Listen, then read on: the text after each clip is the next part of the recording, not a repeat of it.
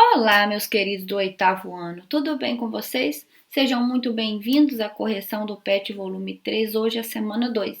E eu sou a professora Kézia Botelho e nós vamos rapidinho aqui para o assunto, porque eu quero fazer um breve apanhado aqui, um resuminho básico e a gente ir direto para as atividades, porque eu continuo aqui com a garganta rouca, tossindo muito e eu não quero ficar fazendo muitos cortes no vídeo aí, porque toda hora tem que parar para tossir, tá bom? Então vamos lá? O tema da semana 2 de vocês é Brasil Império, Primeiro Reinado, de 1822 a 1831. Aqui nesse comecinho do texto vai falar para vocês sobre a independência do Brasil que ocorreu em 7 de setembro de 1822.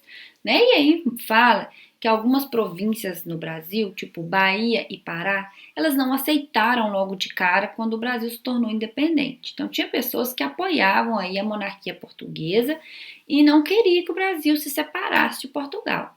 Então houve sim conflitos bélicos nessas regiões entre os que apoiavam e entre os que não apoiavam.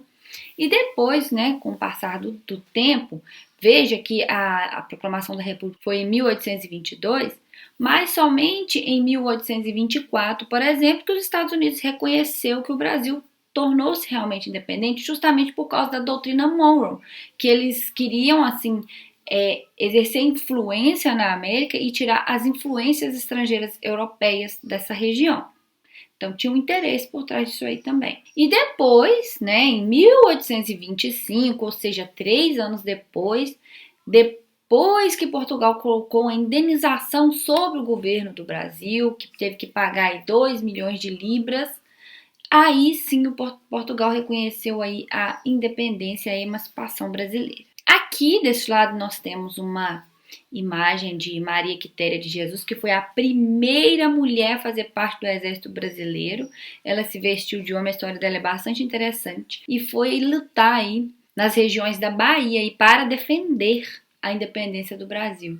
Então ela é considerada aí a heroína da independência, a baiana, fingiu ser homem para entrar nas Forças Armadas, tá aqui na descrição aqui da imagem. Bom, e seguindo aqui, houve também a Confederação do Equador logo após a independência, que nós vamos ver um pouquinho mais lá nas atividades, e vamos ver também como que foi aí a primeira Carta Magna, né, o primeiro documento oficial, que era uma constituição que era criada aí para reger as leis do nosso país, agora com o imperador nosso. E tem uma coisa aqui muito importante para eu mostrar para vocês, que é principalmente o que era composto, quais as principais características dessa Carta Magna. Aí nós temos um esqueminha aqui. Esse esqueminha mostra que a Constituição de 1824 tinha esses seguintes poderes, que era o poder moderador, poder legislativo, executivo e judiciário. Nós temos aqui o poder moderador que era exercido pelo imperador do Brasil, no caso Dom Pedro I. E ele também poderia exercer aqui no poder executivo. Esse poder moderador que estava acima dos demais dava direito a ele de mexer nesses outros poderes aqui. Por isso que eles falam que o Brasil viveu um período de autoritarismo do imperador.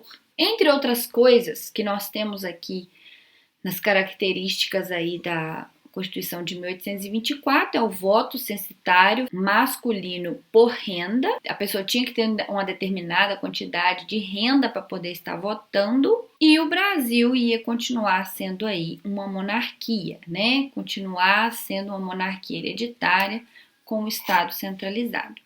Enfim, vamos seguindo aqui.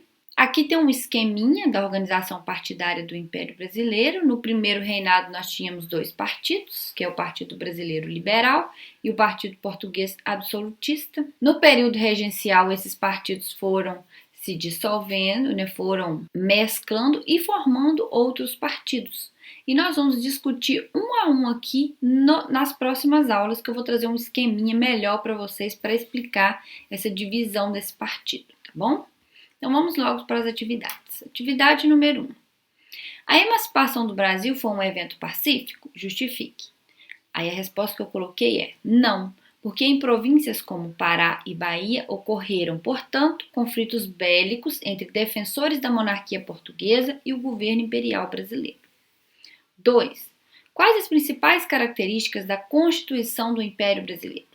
As principais características são Estado centralizado, monarquia hereditária, voto censitário masculino, que era o voto por renda, 4 poderes, moderador, executivo, legislativo e judiciário. 3. Quais as motivações para a Confederação do Equador? A Confederação do Equador aconteceu porque houve um aumento de impostos que atrelou aí as condições ruins e econômicas daquela região e os descontentamentos políticos. 4. A respeito da independência do Brasil, pode afirmar-se que a resposta correta é a letra D. Implicou a adoção da forma monárquica de governo e preservou os interesses básicos dos proprietários de terras e de escravos.